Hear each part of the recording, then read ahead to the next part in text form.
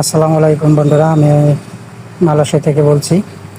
তো আপনাদের সামনে আসার একটাই কারণ, খুবই গুরুত্বপূর্ণ একটা তথ্য নিয়ে আপনাদের সামনে আসা। আজকে বাংলাদেশ থেকে মালয়েশিয়া শেষ ফ্লাইট মধ্যরাতে ছাড়বে। মালয়েশিয়া শ্রম বাজার বন্ধ হয়ে যাচ্ছে।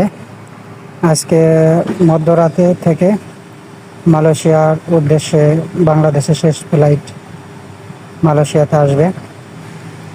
তো জানি না আর কবে মালয়েশিয়া নতুন কর্মী নিয়োগ দিবে।